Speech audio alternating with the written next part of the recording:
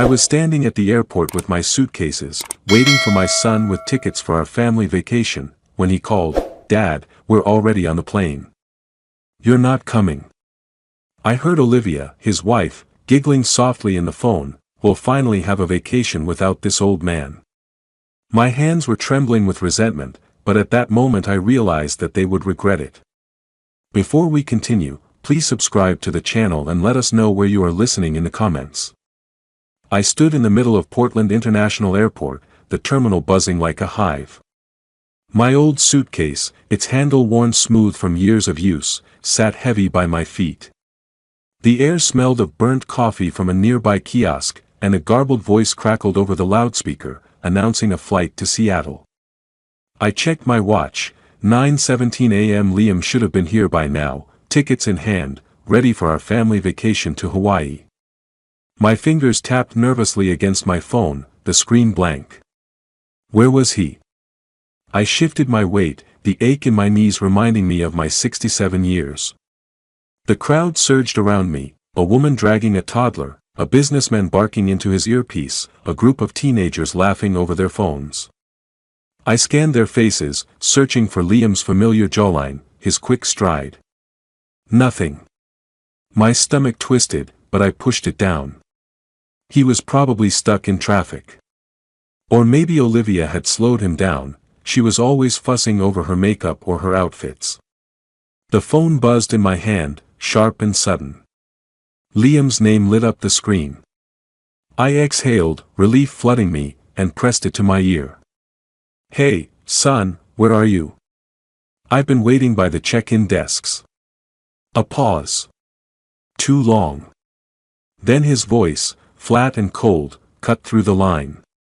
"Dad, we're already on the plane. You're not coming." My breath caught, like someone had punched me in the chest. The terminal's noise faded, the world narrowing to the phone pressed against my ear. What do you mean, I'm not coming?" My voice cracked, betraying me. I gripped the suitcase handle, the leather creaking under my fingers. Another pause. Then Olivia's voice, soft and venomous, slipped through the background. "We'll finally have a vacation without this old man." A giggle followed, sharp as a blade. My hands trembled, the phone nearly slipping from my grip. I opened my mouth to speak, but Liam cut me off. "Look, Dad, it's better this way. You just slow us down. We'll talk when we're back." The line went dead. I stood frozen, the phone still pressed to my ear, its blank screen staring back at me. The terminal roared back to life, announcements, footsteps, laughter, but it felt distant, like I was underwater. My chest burned, a mix of shock and rage. They were on the plane. The plane I'd paid for. The vacation I'd planned, down to the last detail, dreaming of sunlit beaches and my son's rare smile. And they'd left me behind, like I was nothing. Olivia's words echoed in my skull, "without this old man." I forced my legs to move, dragging the suitcase behind me. Its wheels squeaked, a pathetic sound against the polished floor. People parted around me, their faces a blur. I passed the coffee kiosk, the scent now sour in my nose, and headed for the exit. My fingers fumbled in my coat pocket, brushing against the house keys I'd tucked there that morning. Cold metal, solid and real. Unlike my son's promises. Outside, the air was sharp, April's chill biting through my jacket. A line of yellow taxis idled at the curb, their drivers chatting in clusters. I raised a hand, and one peeled away, pulling up beside me. The driver, a wiry man with a graying beard, hopped out and grabbed my suitcase. "Rough morning?" he asked, tossing the bag into the trunk. I didn't answer, just slid into the back seat. The door slammed shut, sealing me in with the faint smell of pine air freshener. My hands were still shaking, knuckles white as I clenched them in my lap. Olivia's giggle played on a loop in my head, each note fueling the fire in my chest. They thought they could humiliate me, discard me like an old coat. But they were wrong. The driver climbed in and glanced at me in the rearview mirror. "Hey, buddy. You okay? Where we headed? I stared out the window, the airport shrinking behind us. My reflection flickered in the glass, gray hair, lined face, eyes harder than I'd ever seen them. They'd regret this. All of it. Kinda need a destination, the driver said, his voice light but curious. I unclenched my fists, the keys in my pocket digging into my thigh. Home, I said, my voice low and steady. Take me home. The taxi hummed along the highway, rain streaking the windows like tears. Portland's skyline blurred in the distance, a gray smear against the April sky. I sat in the back seat, my hands folded tightly in my lap, the house keys in my pocket pressing into my thigh. The driver's radio played a soft jazz tune, barely audible over the patter of rain and the occasional squeak of the wipers. The air smelled of worn leather and faint cigarette smoke, clinging to the seats. I stared at the water sliding down the glass, my mind replaying Liam's voice, "You're not coming. Hey, you sure you're okay back there?" The driver's voice broke through, warm but cautious. I glanced at the rearview mirror, catching his eyes, brown, creased with concern, framed by a shock of silver hair. His name tag, pinned to a faded jacket, read Frank. "Fine," I muttered, my voice rougher than I meant. I didn't want to talk, not to him, not to anyone. But Frank wasn't the type to let silence linger. "Long day, huh? Airport's a madhouse this time of year." He chuckled, adjusting his grip on the wheel. "Dropping folks off, picking them up, makes me miss my kids, you know. They're grown now, scattered across the country. You got family waiting at home?" My jaw tightened. Family. The word stung, sharp as a fresh cut. I thought of Liam's cold tone, Olivia's mocking giggle. My fingers curled around the keys in my pocket, their edges biting into my palm. "Something like that," I said, staring out the window. Frank didn't push, but his question hung in the air, stirring memories I didn't want. Liam at 20, his eyes bright as I handed him the keys to his first car, bought with my overtime checks. The way he'd grinned, promising to make me proud. Or the day I paid for his wedding, watching Olivia glide down the aisle in a dress that cost more than my monthly pension. She'd barely thanked me, her smile tight as she whispered to Liam about the old-fashioned venue. My house, the one they lived in rent-free, was old-fashioned, too, according to her.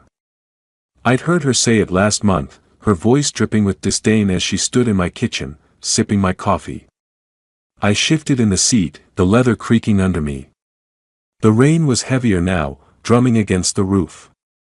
I thought of all I'd given them, college tuition, car repairs, the down payment for their honeymoon. And for what?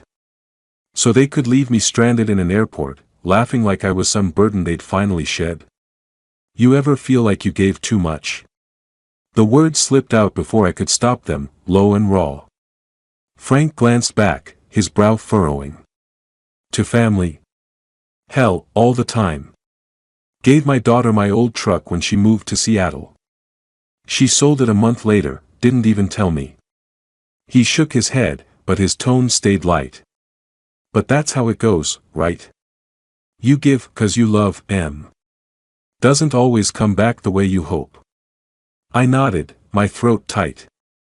Love. I'd loved Liam fiercely, even when he started pulling away, his calls growing shorter, his visits rare.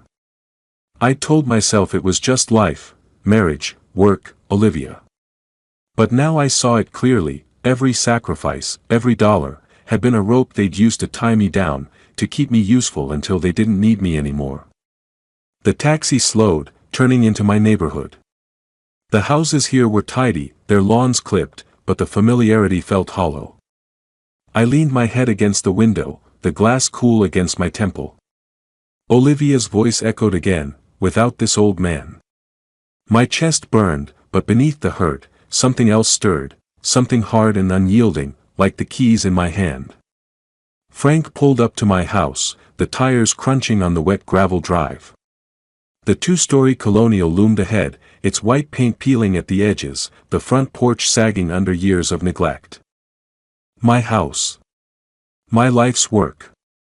And they thought they could take it from me. Home sweet home, Frank said, turning to face me.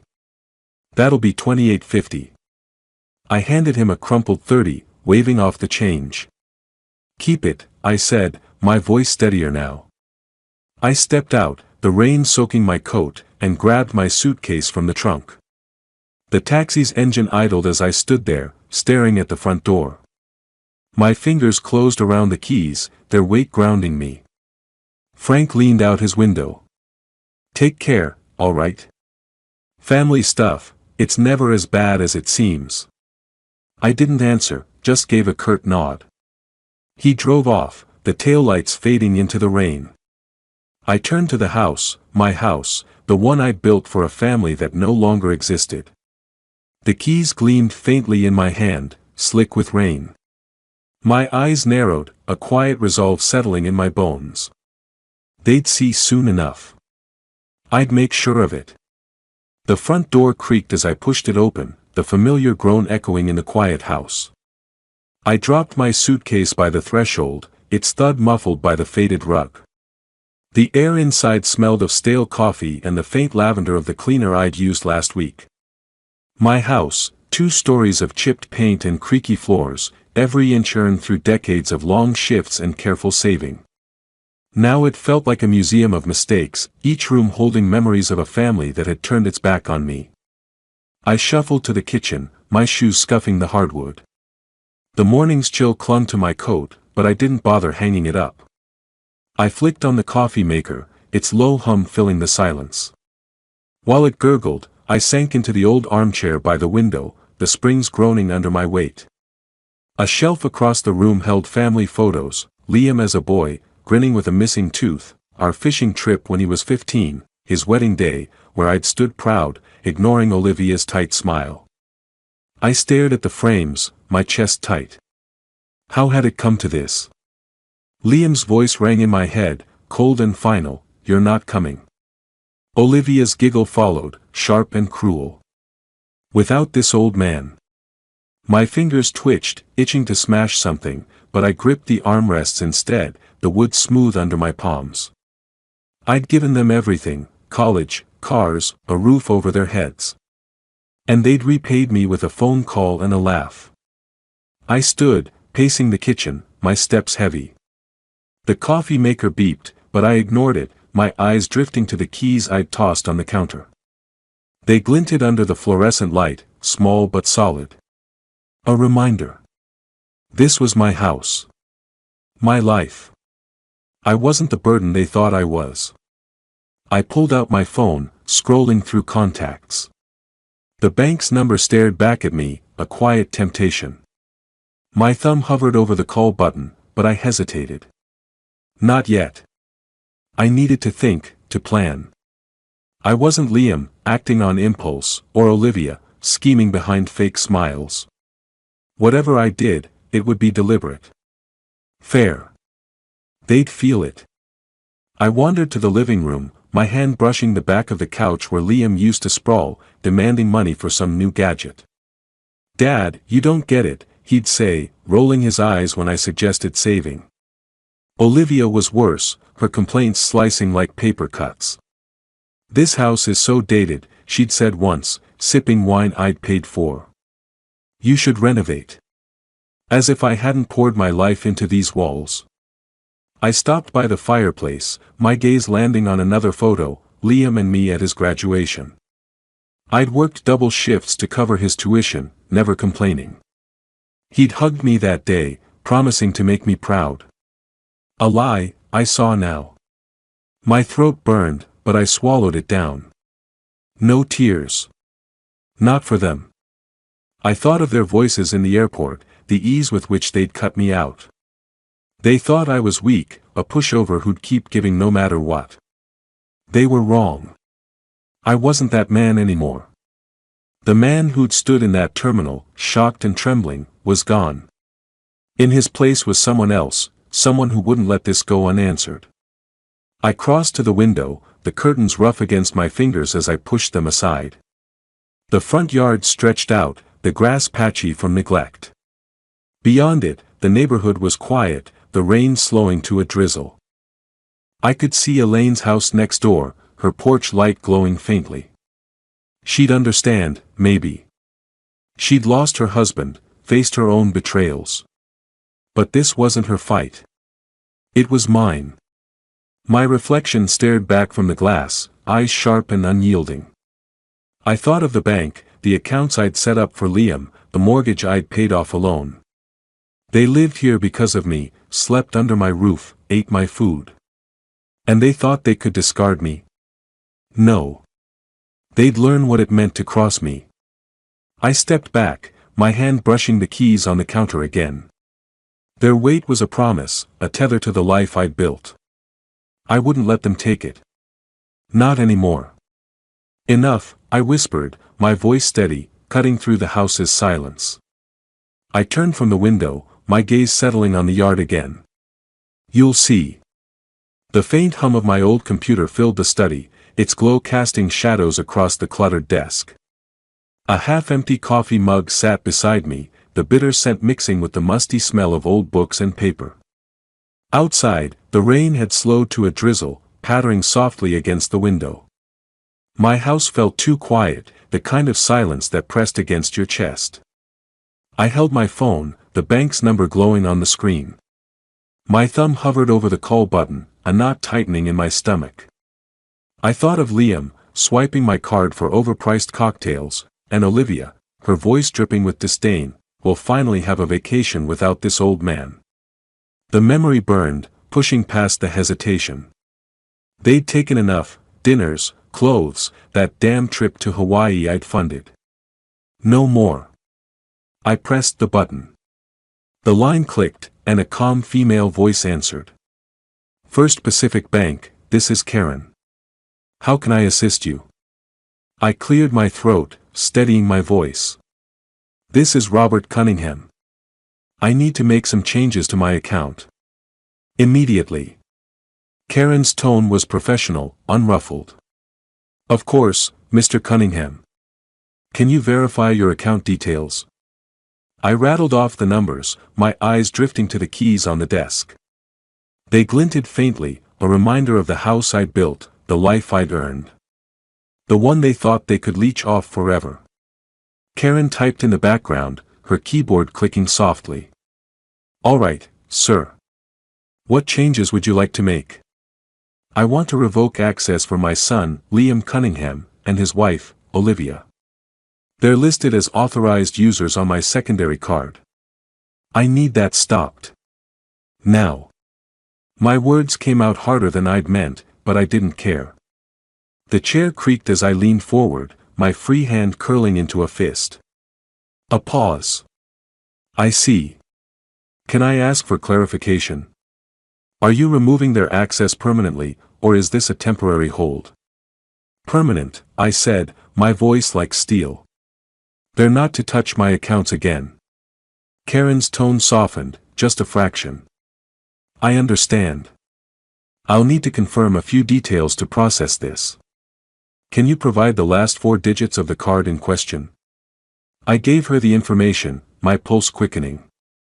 Part of me, a small, stubborn part, wanted to hang up, to pretend this wasn't happening. Liam was my son, after all. I'd spent years telling myself his coldness was just a phase, that Olivia's barbs were just her nature. But the airport, that phone call, had shattered the lie. I wasn't their bank. I was their father, and they'd spat in my face. All right, Mr. Cunningham, Karen said after a moment. I've removed Liam and Olivia Cunningham as authorized users. The change is effective immediately. They won't be able to use the card anymore. Would you like me to send a confirmation email? Yes, I said, exhaling. Thank you. You're welcome. Is there anything else I can help with? No. That's all. I ended the call, the phone heavy in my hand. For a moment, I just sat there, staring at the desk. The coffee had gone cold, a thin film forming on its surface. I'd done it. The first step. A strange mix of relief and dread churned in my gut. What would they do when they found out? Scream? Beg? I almost wanted to hear it.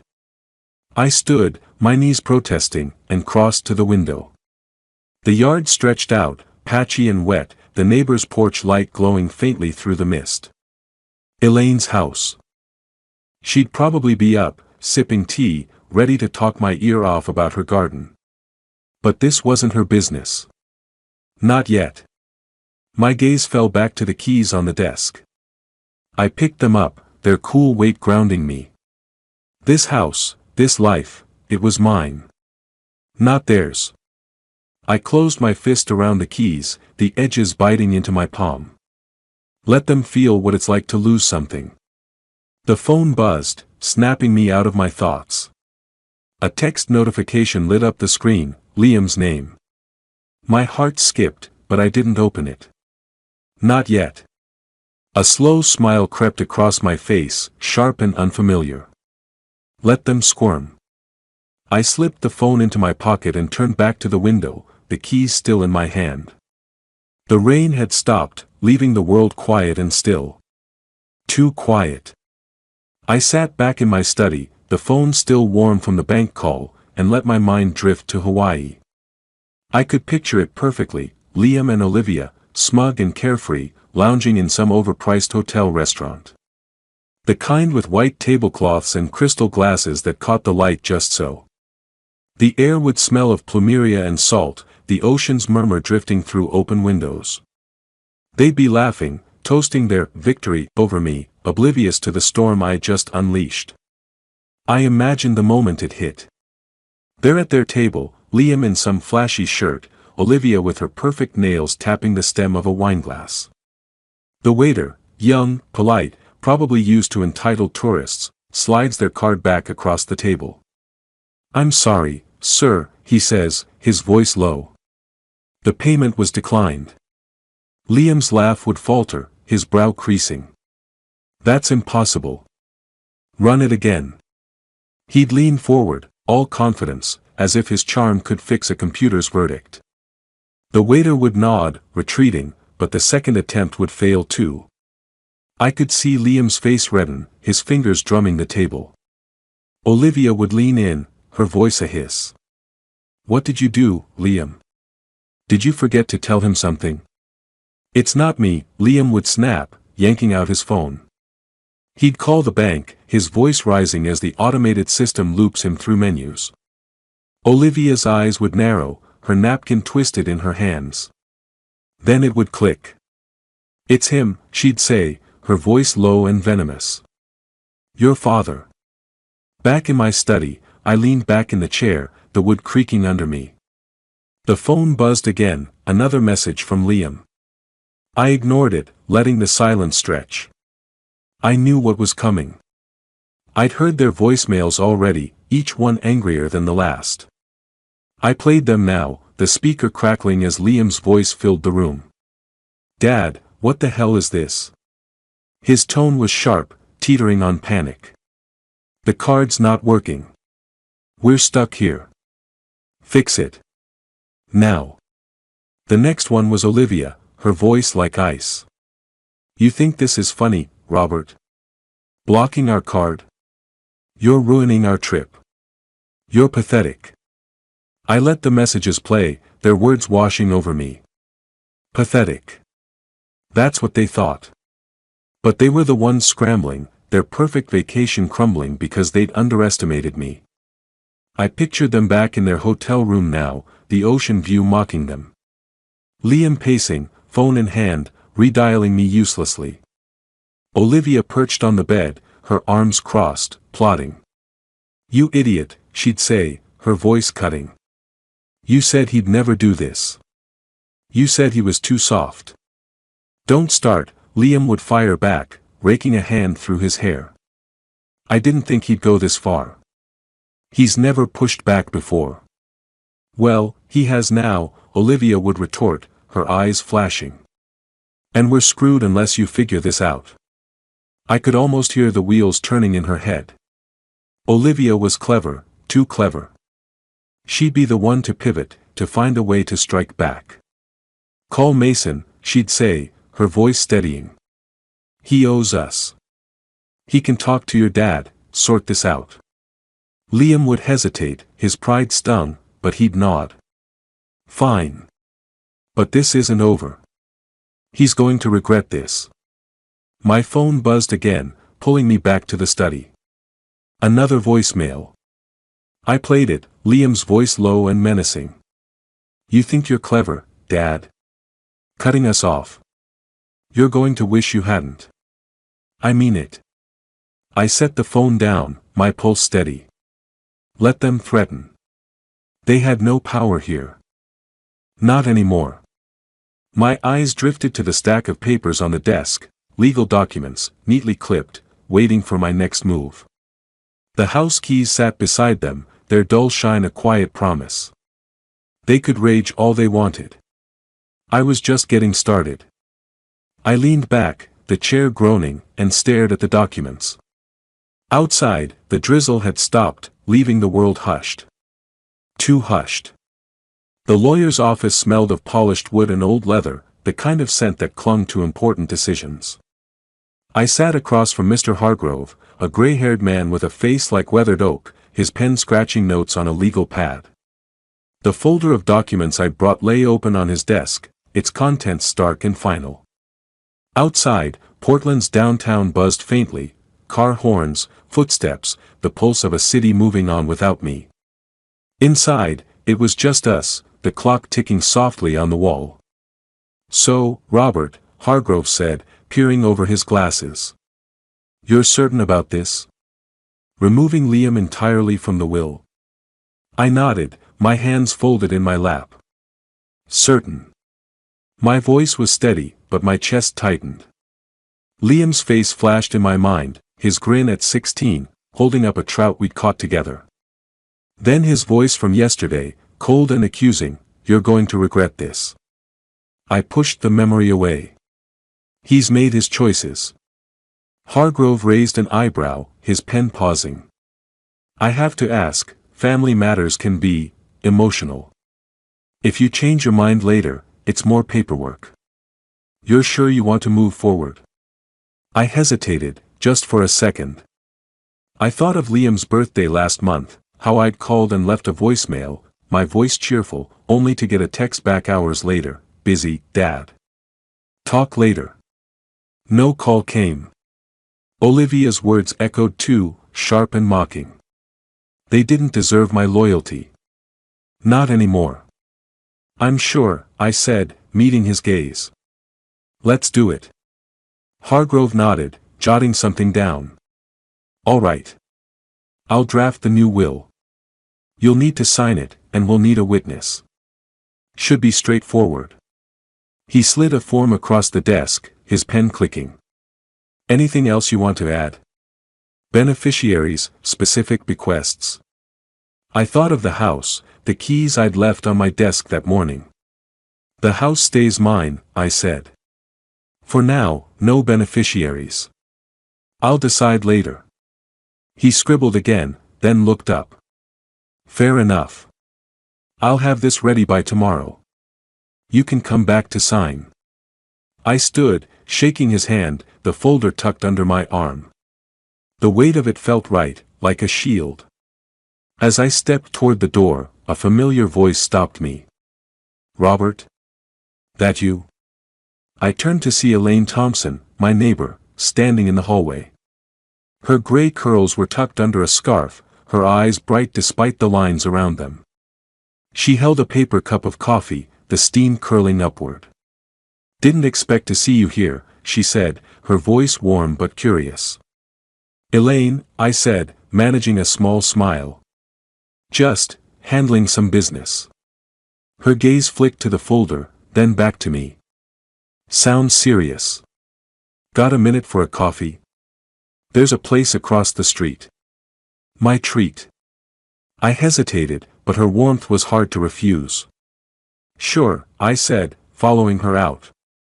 The lawyer's door clicked shut behind us, the sound sharp in the quiet hall.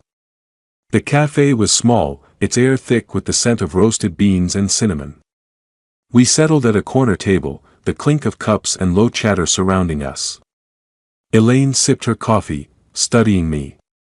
You look like a man with a plan, she said, her tone light but probing. Spill it. What's got you hauling folders to lawyers? I chuckled, but it came out hollow. It's complicated. Try me, she said, leaning forward. I've got my own stories. Did I ever tell you about my cousin? Tried to swindle me out of my house after my husband passed. Family can be a real kick in the teeth. Her bluntness caught me off guard, but it was comforting. I took a sip of coffee, the bitterness grounding me. Liam and Olivia, I started, my voice low. They crossed a line. I'm making sure they don't do it again. Elaine's eyes narrowed, but not with judgment. Good for you.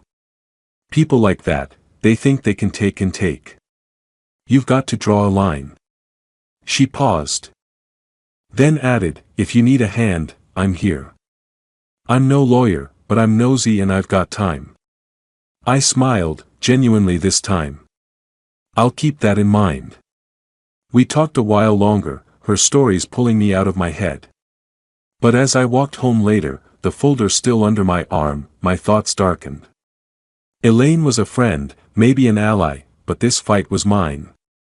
I turned the corner to my street, the house coming into view, its sagging porch a quiet accusation. Then I froze. A car I didn't recognize, a sleek black sedan, was parked in my driveway. Mason's car. Liam's friend. I slowed my steps, my grip tightening on the folder. The air felt heavy, charged. What was he doing here? The living room was dim, lit only by the soft glow of a table lamp that cast long shadows across the hardwood. The air smelled of polished wood and the faint lavender of the throw blanket draped over the couch. I sat in my old armchair, a photo album open on my lap, the pages yellowed with time. Liam's face stared back at me from a snapshot, his 10th birthday, cake smeared on his cheeks, his grin wide and unguarded. The memory ached, but I pushed it down, my fingers tracing the edge of the album. A low rumble outside snapped me out of it. Headlights swept across the front windows, tires crunching on the gravel drive. I stood, the album sliding shut with a soft thud, and peered through the curtains. Mason's black sedan sat in my driveway, its engine idling like a crouched animal. My pulse quickened, but I forced my breathing steady. So, they'd sent him. Liam and Olivia's errand boy. The doorbell rang, sharp and insistent. I crossed the room, my shoes scuffing the rug, and opened the door. Mason stood on the porch, tall and broad-shouldered, his expensive leather jacket gleaming under the porch light. His smile was all teeth, the kind that didn't reach his eyes. "Evening, Robert," he said, his voice smooth as oil. "Mind if I come in?" I didn't move, my hand resting on the doorframe. "What do you want, Mason?" His smile tightened, but he stepped closer, lowering his voice. "Just a quick chat. About Liam and Olivia. You've got them in a bit of a bind, you know." He tilted his head, like we were old friends sharing a joke. I kept my expression blank. "They put themselves there. Say what you came to say." Mason chuckled, but it was forced. He glanced over his shoulder, then back at me. "All right, straight to it. The card thing. It's causing problems. They're stuck in Hawaii, can't pay for anything. You need to fix it." My jaw clenched, but I kept my voice even. "It's my money. My choice. They don't get to demand anything anymore."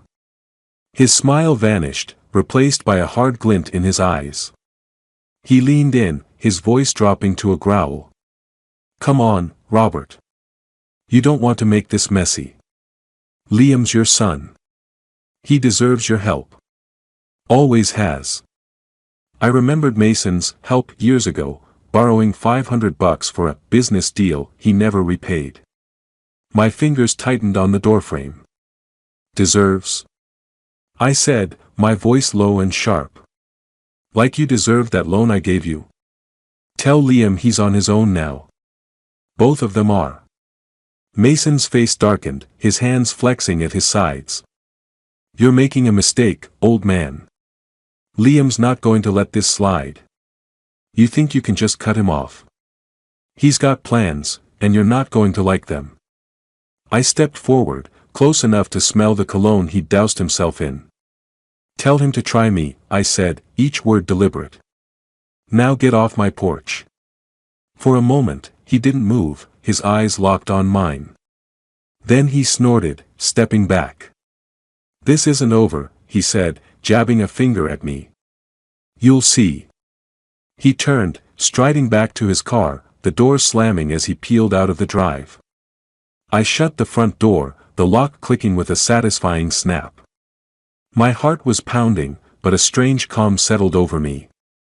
They thought they could bully me, send their lackey to scare me straight. They were wrong. I crossed to the window, pulling the curtain aside to watch Mason's taillights disappear into the night. The neighborhood was quiet, the only sound the faint chirp of crickets. My gaze drifted to the coffee table, where my house keys lay, catching the lamp's light. They gleamed like a promise, small but solid. This was my home. My life. And I'd fight for it. I let the curtain fall, the keys shine lingering in my mind. Outside, the darkness seemed to press closer, heavy with what was coming next. The park was quiet that morning, the air crisp with the scent of damp grass and blooming cherry trees. Their petals drifted across the path, soft and pink, catching in the folds of my coat as I walked. My hands were stuffed in my pockets, the weight of the new will and Mason's visit still heavy on my mind. The neighborhood felt different now, like it was holding its breath. Or maybe that was just me. I slowed near a bench, its wood weathered and splintered. A memory hit me hard, Liam, 10 years old, running ahead of me in this same park, his fishing rod bouncing on his shoulder. Come on, Dad, he'd shouted, his laugh bright as the sun glinting off the pond. We'd spent hours there, untangling lines, baiting hooks, him chattering about school and dreams. My chest tightened, a dull ache spreading. Had I been too harsh? Cutting him off, rewriting the will, was it too much? He was my son, despite everything.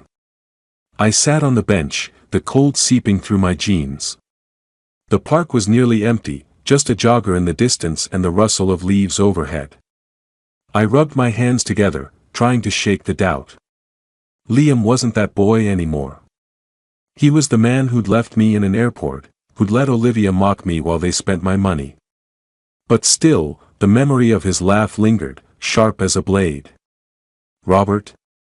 You look like you're carrying the world. Elaine's voice cut through my thoughts. She stood a few feet away, her gray curls peeking out from a knit cap, her dog, a scruffy terrier named Max, sniffing the grass at her feet.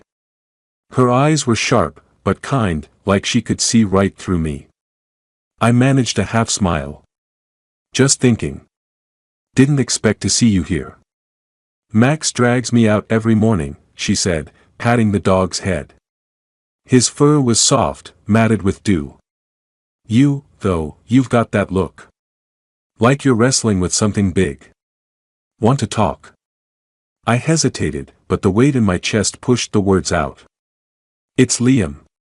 I keep remembering him as a kid. Makes me wonder if I'm doing the right thing. Elaine nodded, sitting beside me. Max flopped at her feet, panting. Kids grow up, Robert. Doesn't mean they stay the people we want them to be.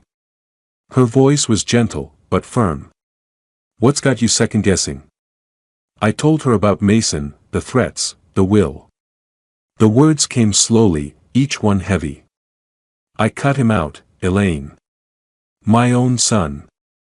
What if I'm wrong? She leaned back, her hands clasped around her coffee thermos. You're not wrong for wanting respect. I had a nephew, thought he could sweet-talk me out of my house after my Tom died. Smiled to my face, then tried to forge my signature. Family's no excuse for betrayal. She paused, her eyes meeting mine. You gave Liam everything. What's he given you? I thought of the airport, Olivia's giggle, Liam's cold voice. Nothing, I said, the word bitter. Not for years. Exactly. Elaine's tone sharpened. You're not the villain here. You're a man who's had enough. Don't let guilt trick you into backing down. Her words settled over me, like a hand on my shoulder. I nodded, the ache in my chest easing. Thanks, I said, my voice low. I needed that.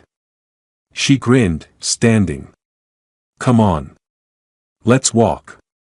Max'll chew my shoes if we sit too long. We headed to my house, Max trotting ahead. In the kitchen, I brewed tea, the kettle's whistle cutting through the quiet. The air smelled of chamomile and the faint lemon of dish soap. Elaine sat at the table, her thermos swapped for a mug.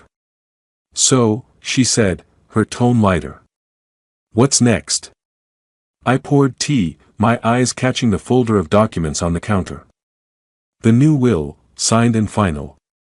I keep going, I said, my voice steady now. They don't get to win. Elaine raised her mug, a glint in her eye. That's the spirit. You're tougher than you look, Robert.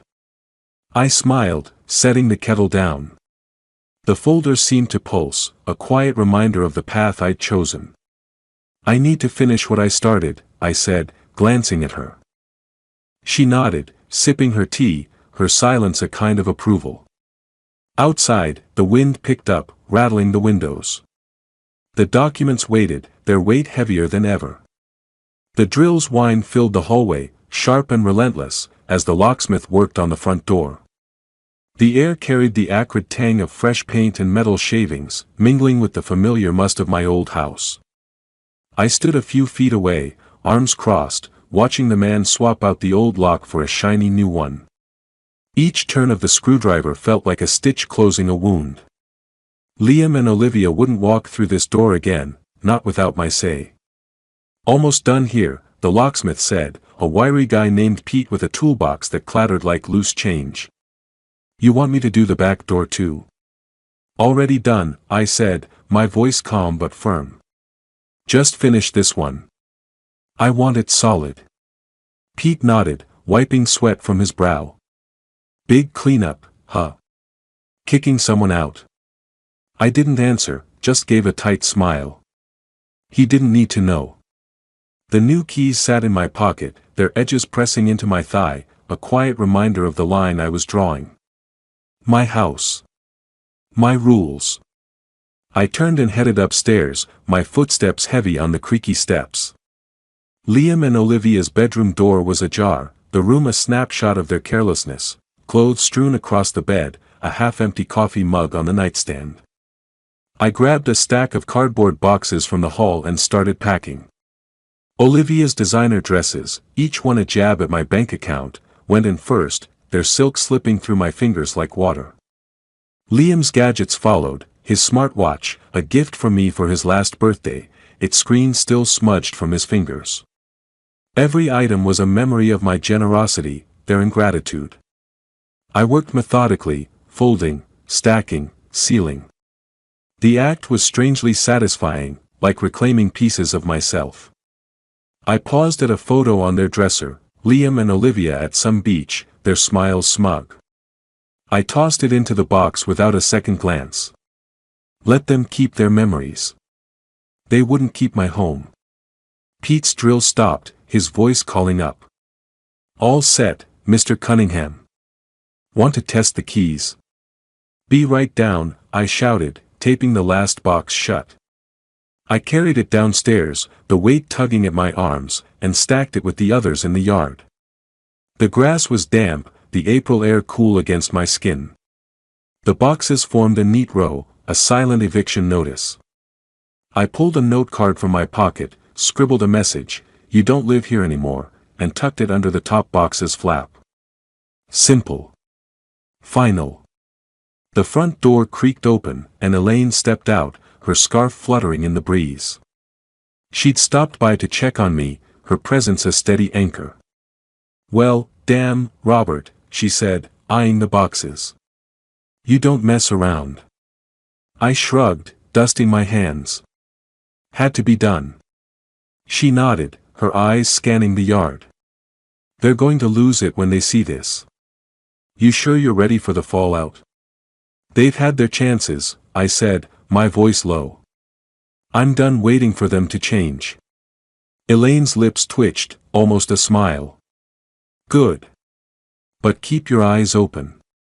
People like them don't go quietly. I glanced at her, the warning settling in. She was right, Liam and Olivia wouldn't just slink away. But I was ready. Or I thought I was. Pete emerged, toolbox in hand. Locks are tight. Here's your keys. He handed me a small ring, the new keys glinting in the fading light. Anything else? That's it, I said, slipping the keys into my pocket. Thanks, Pete.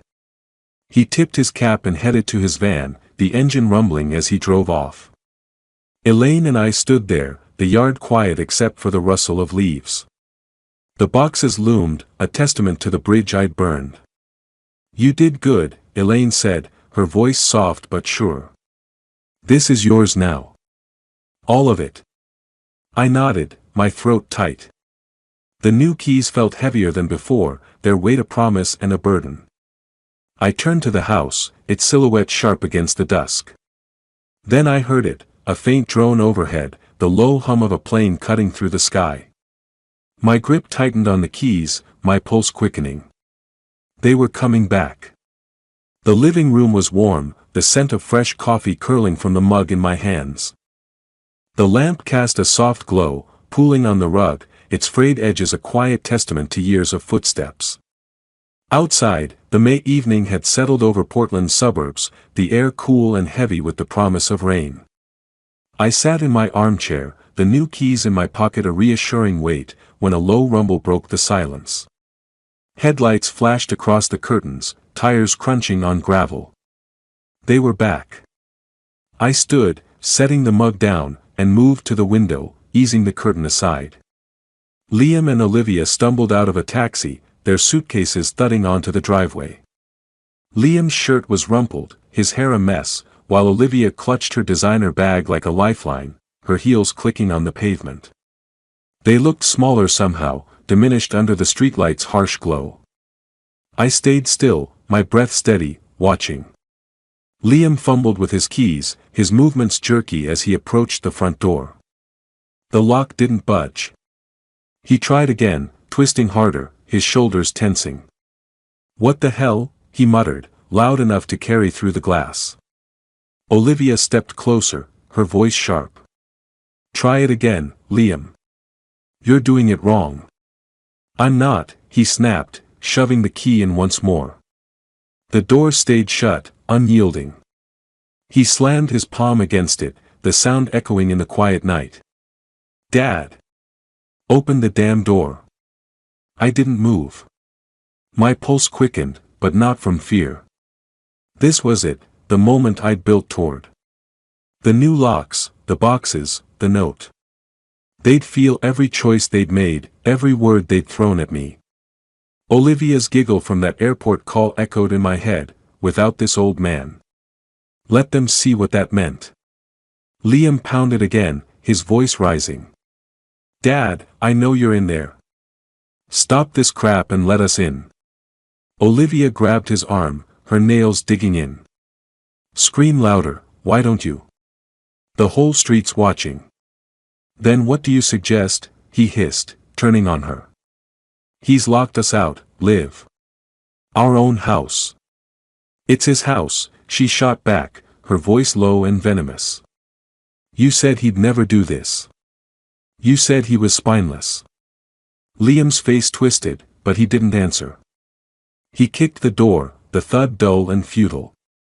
Olivia's eyes darted to the side yard, narrowing as she spotted the stack of boxes I'd left there. What's that? She said, her tone shifting to something colder. They moved together, their suitcases abandoned on the grass. I leaned closer to the window, my fingers brushing the curtain's rough fabric. Liam reached the boxes first, yanking one open. Olivia's dresses spilled out, silk catching the light. He froze, then dug through another, pulling out his smartwatch, a pair of shoes. He packed our stuff, he said, his voice cracking. Olivia snatched a note card from the top box, her hands trembling as she read it. Her lips parted, then twisted into a snarl. You don't live here anymore, she read aloud, her voice rising. Your things are behind the house. Clear the yard by tomorrow. She tore the note in half, the pieces fluttering to the ground. That bastard. Liam spun back to the door, his fists hammering. You think this is funny, Dad? Throwing us out like trash. You're heartless. His voice broke, raw and desperate. Olivia joined him, her knocks sharp and rhythmic. Robert, open this door right now. You can't do this to us. I stepped back, letting the curtain fall. Their voices faded to a muffled roar, like a storm raging outside a sealed window. My chest was tight, but not with regret. This was justice, cold and clear. They'd taken my trust, my money, my home for granted. Now they had nothing but their anger and their bags. The phone on the coffee table buzzed, Liam's name flashing. I stared at it, the screen glowing in the dim room. Another buzz, then another, voicemails piling up. I didn't pick up. I didn't need to hear their excuses. The keys in my pocket felt heavier, grounding me. I turned away from the window, the pounding outside growing fainter, and set the phone down on the table, its light flickering like a dying star. The kitchen was dark, save for the faint glow of a single bulb above the sink. The air smelled of chamomile tea, the kettle still warm on the counter. Outside, the drizzle had started again, streaking the windows and blurring the streetlights. I stood by the living room window, the curtain pulled back just enough to see Liam and Olivia in the yard. Their suitcases sagged under the rain, the cardboard boxes I'd left them collapsing into soggy heaps. Liam's shoulders slumped, his hands stuffed in his pockets, while Olivia paced, her phone pressed to her ear, her voice a sharp murmur I couldn't make out. My phone buzzed again, vibrating against the wooden table. Another voicemail. I picked it up, the screen cold against my palm, and played the message. Liam's voice crackled through, strained and raw. Dad, come on. This is crazy. You can't just lock us out. Where are we supposed to go? Open the door, please. A pause, then quieter, I'm sorry, okay? Let's talk. The next message was Olivia, her tone tight, like she was forcing the words out. Robert, we messed up. I get it. Can you just, let us in? We can work this out. Please. Her voice wavered, a crack in her usual polish, but it didn't move me. I'd heard their apologies before, empty promises to get what they wanted. I set the phone down, my reflection faint in the window. They were still out there, Liam dragging a suitcase toward the curb, Olivia gesturing wildly as she spoke into her phone. I imagined them piling into a taxi, the driver casting curious glances as they directed him to some cheap motel on the edge of Portland. The kind of place with flickering neon signs and carpets that smelled of mildew. I could picture them in a cramped room, the walls thin, the bed creaking under their weight. Liam would slump on the mattress, his face buried in his hands, while Olivia paced, her heels clicking on the linoleum. You told me he wouldn't do this, Olivia would hiss, her voice low to avoid the neighbors. You said he was too weak to stand up to us.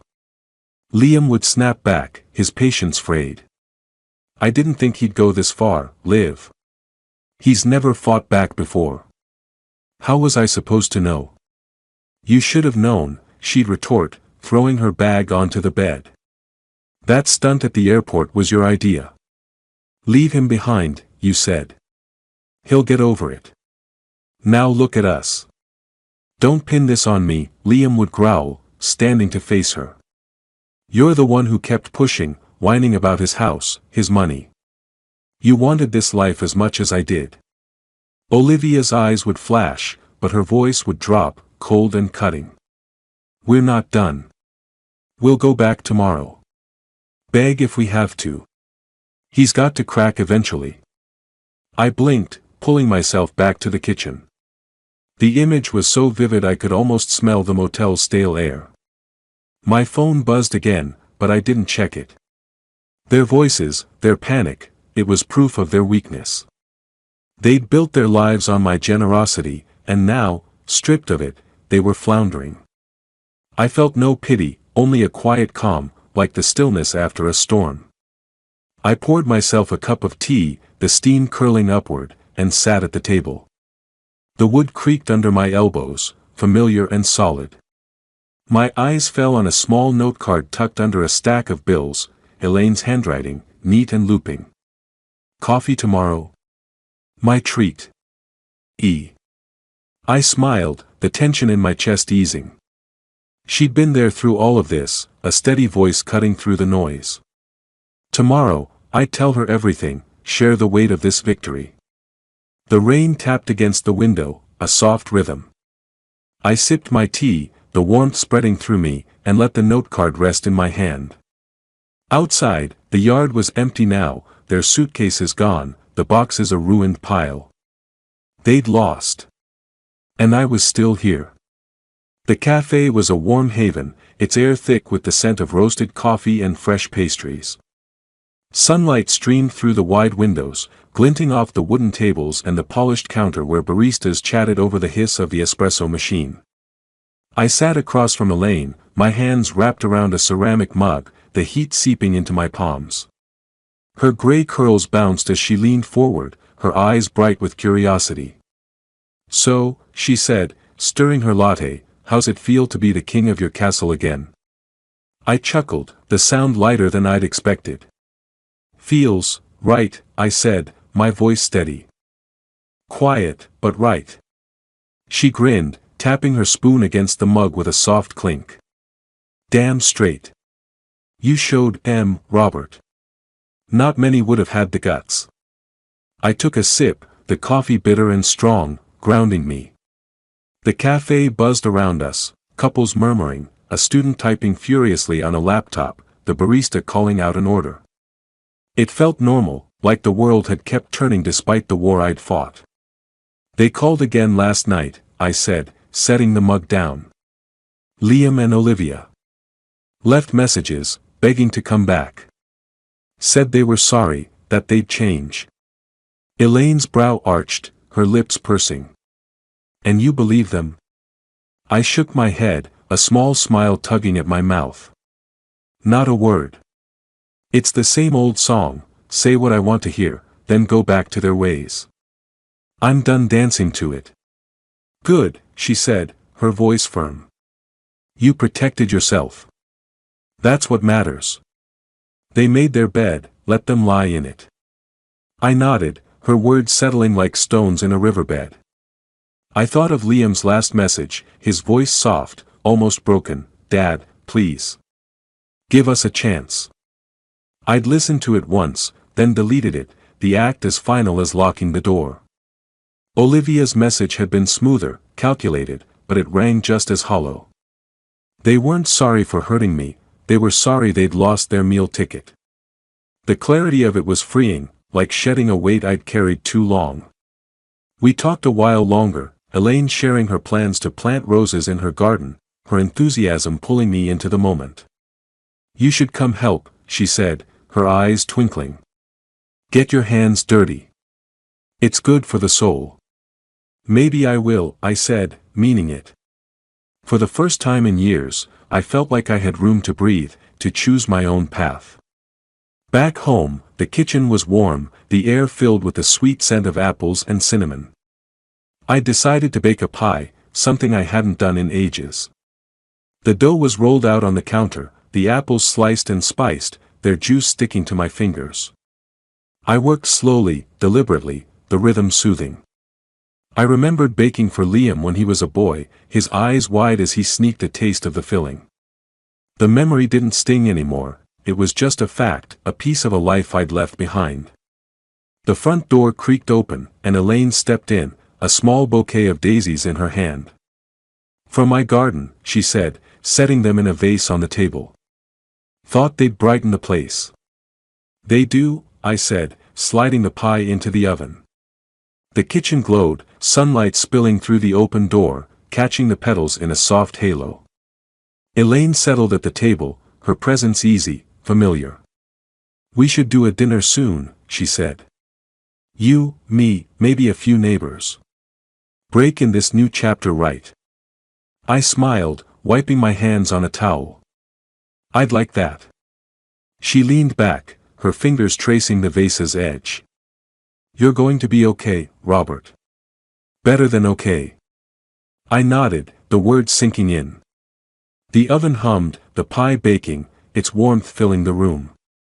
I thought of Liam and Olivia, somewhere out there, scrambling to rebuild without me. I didn't wish them harm, just distance. This house, this life, was mine again. And for the first time in years, I felt like I was home. The sunlight shifted, bathing the kitchen in gold. I stood by the counter, the daisies bright against the wood, and let the moment hold me. Whatever came next, I was ready. If you liked this story, please like this video, subscribe to the channel, and share your impressions of this story in the comments. To listen to the next story, click on the box on the left. Thank you for watching.